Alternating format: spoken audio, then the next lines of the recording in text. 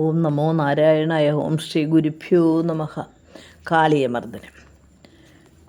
കുട്ടികളെ, ഭഗവാന്റെ ഒരു ലീല തന്നെയാണ് കാളിയമർദ്ദനവും. വൃന്ദാവനത്തിലെ പരിപാവനമായ നദികളിലൊന്നാണ് യമുനാ നദി. കളിന്ത പർവ്വതത്തിൽ നിന്ന് ഉത്ഭവിക്കുന്നത് കൊണ്ട് അതിന് കാളിന്തി എന്ന പേരും ഉണ്ട്. ഈ നദിയിൽ കാളിയൻ എന്ന പേരുള്ള ഒരു ഉഗ്രസർപ്പം ഭാര്യമാരോടും മക്കളോടും കൂടി രസിച്ച് താമസിക്കുകയായിരുന്നു. കാളിയൻ്റെ വിഷമേറ്റ് നദിക്കരയിലെ സകല വൃക്ഷങ്ങളും ഉണങ്ങിക്കഴിഞ്ഞു. ഗോപന്മാരുടെ പ്രധാന ജോലി കാലിമേയ്ക്കലാണല്ലോ. ഒരു ദിവസം ശ്രീകൃഷ്ണനും മറ്റ് ഗോപന്മാരും കൂടി പശുക്കളെ മേയ്ക്കാൻ കാളിന്തി തീരത്തെത്തി. അന്ന് ജ്യേഷ്ഠനായ ബലരാമൻ അവരുടെ കൂടെ പോയില്ല. എല്ലാവരും കൂടി പശുക്കളെ മേയ്ക്കാൻ വിട്ടിട്ട് ആഹ്ലാദത്തോടെ കളിക്കാൻ തുടങ്ങി. ഇടയ്ക്ക് പശുക്കളെയും ഗോപന്മാരെയും രസിപ്പിക്കുന്നതിന് കണ്ണൻ വേണുഗാനവും നടത്തിക്കൊണ്ടിരുന്നു. സമയം ഉച്ച അടുത്തപ്പോൾ ദാഹം തോന്നിയ ഗോപാലബാലന്മാരെല്ലാം കാളിന്തി നദിയിൽ ഇറങ്ങി വെള്ളം കുടിച്ചു. പിന്നാലെ പശുക്കളും കുട്ടികളും വെള്ളം കുടിച്ചു. അല്പം കഴിഞ്ഞ് ഗോപന്മാരും പശുക്കളും എല്ലാം ചത്തുവീണു. ഇതറിഞ്ഞ കുപിതനായ കൃഷ്ണൻ കാളിയൻ്റെ വിഷമാണെന്ന് മനസ്സിലാക്കി. തൽക്ഷണം തന്നെ തൻ്റെ തൃക്കണ്ണുകളാൽ കൃഷ്ണൻ കുമാരന്മാരെയും ഗോക്കളെയും ഒന്ന് കടാക്ഷിച്ചു. ഭഗവാൻ വിഷമെല്ലാം ആ ഒറ്റ നോട്ടത്തിൽ തന്നെ ഇല്ലാതാക്കി. അവരെല്ലാം ഉറക്കത്തിൽ നിന്ന് ഉണർന്നതുപോലെ എഴുന്നേറ്റു. എല്ലാ ഫലവൃക്ഷങ്ങളും പുല്ലുകളും എല്ലാം കാളിയൻ്റെ വിഷത്താൽ കരിഞ്ഞിട്ടുണ്ടായിരുന്നു.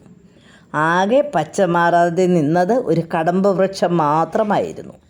കുപിതനായ കൃഷ്ണൻ കടമ്പ് വൃക്ഷത്തിൽ കയറി നദിയിലേക്ക് ചാടി. കൃഷ്ണനെ കണ്ട് കാളിയൻ കലി പൂണ്ട് കൃഷ്ണൻ്റെ സമീപത്തേക്ക് അടുത്തു. കാളിയൻ സഹസ്ര ഫണങ്ങൾ ഉയർത്തി മൂക്കിൽ കൂടി അതിരൂക്ഷമായി ജലം ചീറ്റി. എന്നിട്ട് ഭഗവാനെ വാൾ കൊണ്ട് ചുറ്റി. ഈ സമയത്ത് ഗോപന്മാരെല്ലാം കരയിൽ നിന്നും കൃഷ്ണ കൃഷ്ണ എന്ന് വിളിച്ച് കരയുന്നുണ്ടായിരുന്നു. പല ദുശകുനങ്ങളും കാണാൻ തുടങ്ങിയപ്പോൾ യശോദയ്ക്ക് പേടിയായി. എൻ്റെ കുഞ്ഞിന് എന്തെങ്കിലും സംഭവിച്ച് കാണുമോ എന്ന് പറഞ്ഞ് കരയാൻ തുടങ്ങി. ഒടുവിൽ എല്ലാവരും കൂടി കാളിന്തി തീരത്തേക്ക് വന്നു. ഗോപാലബാലന്മാർ കരയുന്നത് കേട്ട സ്ഥലത്തേക്ക് അവർ ഓടിച്ചെന്നു. അപ്പോഴാണ് കാളിന്തി നദിയുടെ മധ്യഭാഗത്ത് കാളിയനാൽ ചുറ്റപ്പെട്ട് കിടക്കുന്ന കൃഷ്ണനെ അവർ കാണുന്നത്. ബലരാമൻ എല്ലാവരെയും സമാധാനിപ്പിച്ചെങ്കിലും ആർക്കും ഒരു സമാധാനവുമില്ലായിരുന്നു. എല്ലാവരും കരഞ്ഞ് നിലവിളിച്ചുകൊണ്ടിരുന്നു. കാളിയൻ്റെ ചുറ്റിൽ നിന്നുകൊണ്ട് കൃഷ്ണൻ വികസിക്കാൻ തുടങ്ങി.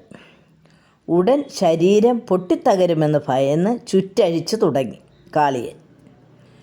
കൃഷ്ണൻ പെട്ടെന്ന് ആ ചുറ്റിൽ നിന്നും കാളിയൻ്റെ മസ്തകത്തിൽ ചാടിക്കയറി ഓരോ ഫണത്തിലും മാറി മാറി ചവിട്ടിക്കൊണ്ട് മർദ്ദനം തുടങ്ങി. ഭഗവാന്റെ കാളിയമർദ്ദനം കാണാൻ ദേവന്മാർ, ഗന്ധർവന്മാർ, ബ്രഹ്മർഷികൾ എല്ലാം ആകാശത്തിൽ നിരന്നു. അവർ ഭഗവാനെ സ്തുതിച്ചു. കാളിയൻ്റെ ഫണത്തിൽ നിന്നുള്ള മർദ്ദനം അവസാനം ഭഗവാന് നൃത്തമായി മാറി. കാളിയൻ മർദ്ദനത്താൽ അവശനായപ്പോൾ അവൻ്റെ ഭാര്യമാർ ഭർത്താവിനെ കൊല്ലരുതെന്നും തിരിച്ചു നൽകണമെന്നും പറഞ്ഞ് കരഞ്ഞ് അപേക്ഷിച്ചു.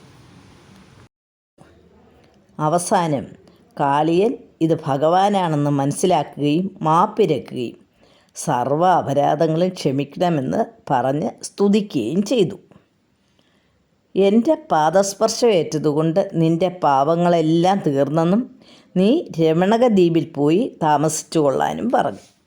കുട്ടികളെ, പശ്ചാത്തപിക്കുന്നവർക്ക് ഭഗവാൻ മാപ്പ് നൽകുമെന്ന് കാളിയൻ്റെ കഥയിൽ നിന്ന് മനസ്സിലായല്ലോ.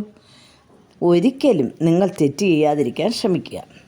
അറിയാതെ അഥവാ തെറ്റ് ചെയ്യേണ്ടി വന്നാൽ പശ്ചാത്താപത്തോടെ ഭഗവാനോട് മാപ്പ് അപേക്ഷിക്കണമെന്ന് പറഞ്ഞുകൊണ്ട് കഥ നിർത്തട്ടെ. ഇനി നമ്മൾക്ക് അടുത്ത കഥയുമായി വരാം.